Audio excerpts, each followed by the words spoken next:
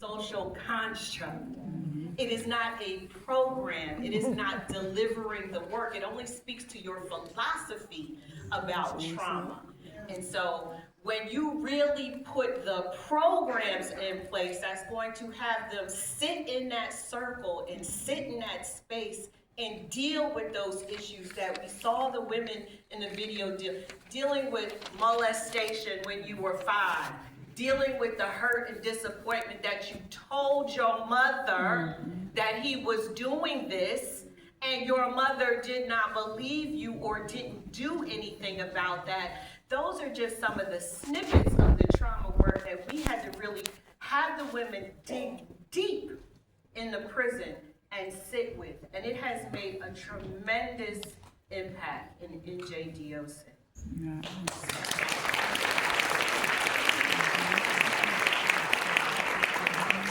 And you funded so many programs out in the community. I mean, actually, NJPAC has the Rituals for Return program that is also funded by. I got funded too. I want to say that all three of you sitting up here, I have given you money to do this work.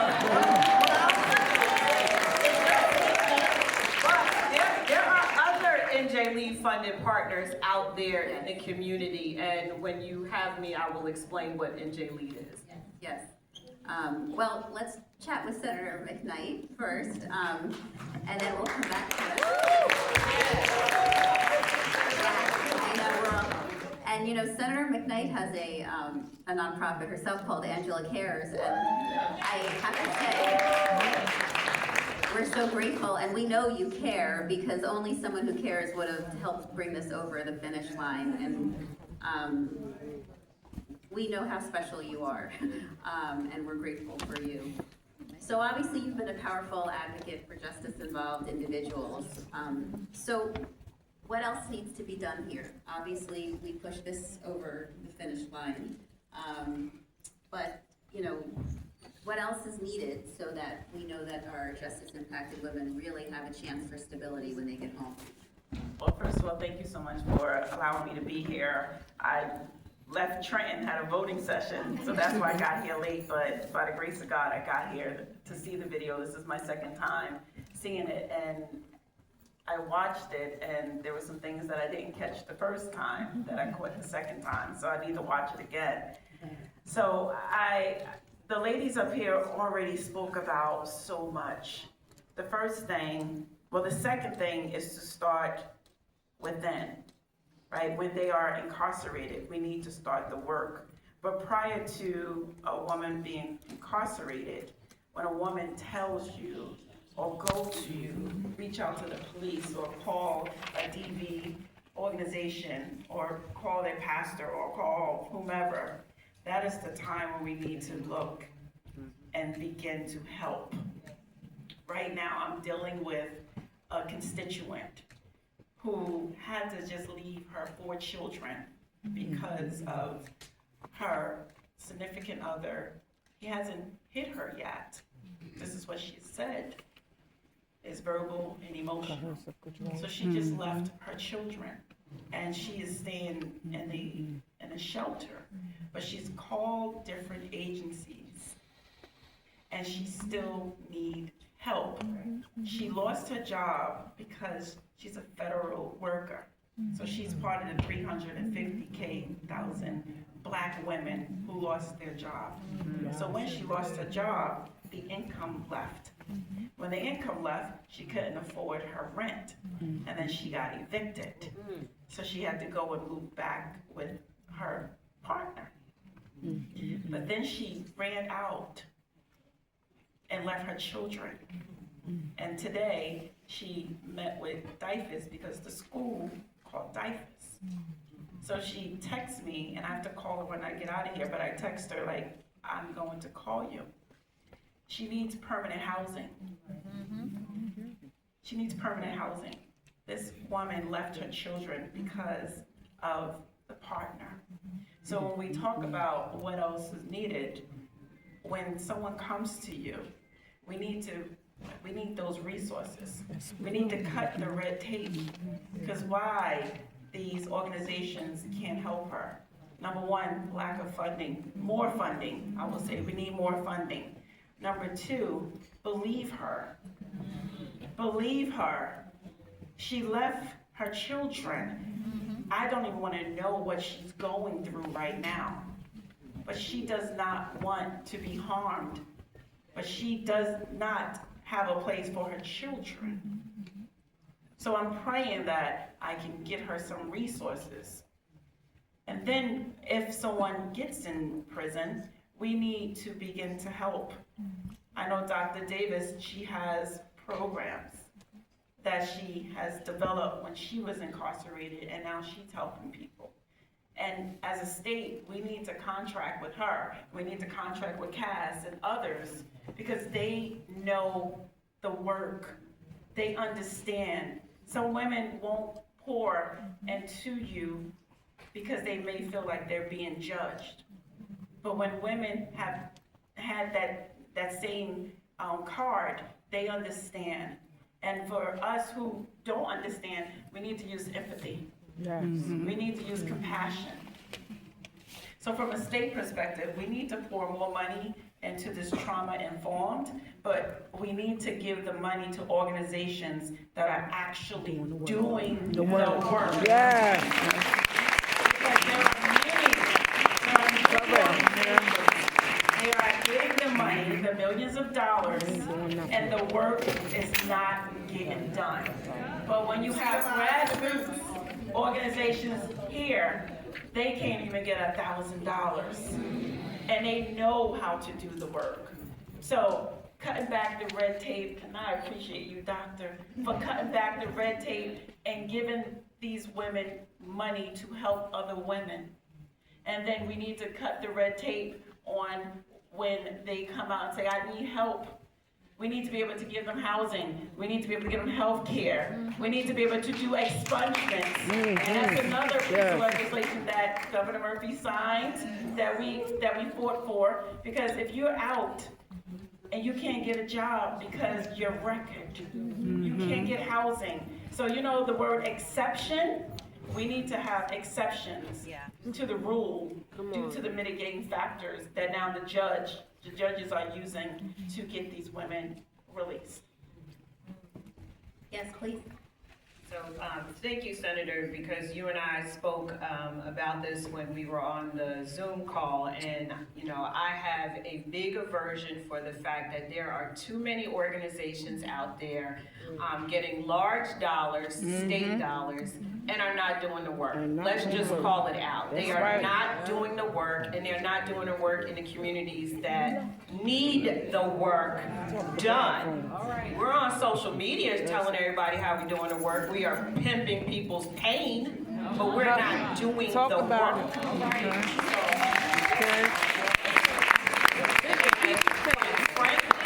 Quite frankly, that was the fire in my belly that caused me to start NJ Lee. So real quick, NJ Lee was a concept that got birthed during the COVID. As you know, during COVID, the state released thousands of people from the state correctional facility because of the public health emergency credits and da-da-da-da-da. But when we let folks out of prison, they were going home to communities where the few community-based organizations that were there, they were already oversaturated. And they weren't getting the big dollars that organization such and such was getting, but yet they were doing the work, and they're the community-based organizations where the people from prison are actually going to go to them first because they're from their community. That angered me. So I wrote a proposal, sent it over to the governor's office at the time. I said, we have to do better. The governor gave me $3 million. Took that $3 million, and I made it very clear. If you give the money to the Department of Corrections, because we're not always the bad guy, I will give it all to the community. We will not keep one dime, and we did not keep one dime of that. We gave it all to community-based organizations, the little ones, right? The new ones that just formulated, the ones that are headed by justice-impacted folks, because we knew that they could be boots on the ground. I had to say it. Boots on the ground and could do the work. First year was amazing. Second year, I didn't even write a proposal. They gave me $7 million. We have not kept any of that money in the New Jersey Department of Corrections. We didn't buy no boots for officers. We didn't. The money went to the community, which is why 1, 2, 3, 4, 5 agencies in this room have gotten funded. But we couldn't do that without supported elected officials like the senator, who make sure that we continue to get this money. Get them some more money, Senator. I'm working on it. Yes, but budget hearings are coming up, Senator, so just remember these folks in the room that are doing the work. And so that was the catalyst, is that you can't fund big-time organizations that are afraid to go into the neck where I come from. Well, I'm glad that you shared that, Anjali, because that's exactly what I was going to ask you to do. And, you know, we know that New Jersey is really leading the charge on this work and really setting the pace. We see Oklahoma and other states that are watching, you know, what we're doing and mimicking it. You know, and I also know they're handing out some papers in case anyone in the audience has a question. But as they're collecting that, you know, my question for all of you is for us to think about. We've got the organizations, we've got the employers, we have everyday residents, you know, sitting here that are here because they want to support our returning citizens and they want to help reduce the barriers. Tell us, what does true empowerment look like? And how can we continue to help, you know, in this space, no matter how we identify and where we come from? So I just want to level set again about the power of storytelling. First of all, I want to acknowledge every single person who used their story for us to create change, right? So, like, shout out, we got Lauren in the building, that's Natasha here. And the other sisters, a few of them have left, but it's storytelling, y'all. You gotta tell your story. And this was a very difficult thing because some of these stories were stories that are usually seen to be shameful, right? But through this process, we're showing the process. When you story tell and then you connect with your elected officials. And I know for us in our community, you know, elected officials, we don't be sure about y'all. Like, I mean, I respect both. I gotta keep it real, right? We're not sure. But I'm hoping that this story shows people that there are elected officials that really care about us, right? And the real part to this is they can't create change without us. So being at the table, we understood, like, it was difficult getting these bills passed. Like, y'all saw, like, some of them people was not, you know, we had to really come tell our stories. And Donna Hilton, our sister, oh man, when I said she threw the 3 shot at the end, because it was looking crazy for 5 minutes. And we was able to use storytelling in real time to create change. So I will say that there's some people in this room that got stories, and you've been holding on to your story. You're not sure if your story is important. You're not sure that your story can create change. But I'm here today to tell you it can. Use it. Use it or you lose it, right? So a part of this story was just to amplify the part of storytelling. Please get out there, share your story. There's organizations that you're setting up. We have funders, right? I got a couple of my funders. How many of y'all fund me in the bill? A couple of my funders in the bill, right? There's funders, there are people that really want to help us, but you have to connect in and you got to know the process. So education is generally what eliminates us out the process. So we don't know what to do. So we have great ideas, we want to start things, but we don't know what to do. But I'm hoping that this story shows you that there are people that care, even you, Helen, right? That care, and that you can be connected with the resources and the real system to create change. So that's what I would say. And you know, I would like to add to this. Look, it took us, we met maybe about 2 years ago through a mutual friend, and then the clock started to tick. But let me tell you, there's legislation that it takes 10 years, 12 years to pass. So Dr. Davis said this earlier, nothing but God. And during the documentary, we're advocating, right? We're using the voice, we're reaching out. And there's another group of people on this side who's doing the work. And then all of a sudden, we all came together nothing but God. So it amplified what we were doing. So when you come to me with a problem, don't just give it to me. Come to me with a solution. That's what they did, because I had no idea. But they came. She came with a whole arsenal of people, like Donna over there, and Cass. And they were like, this is what we need. So I used what they did to do the legislation, but they didn't stop. They came down to testify, right? They were making calls. So we have to work collectively using the story and any other tool that we can have in that tool box to make sure that it comes to fruition.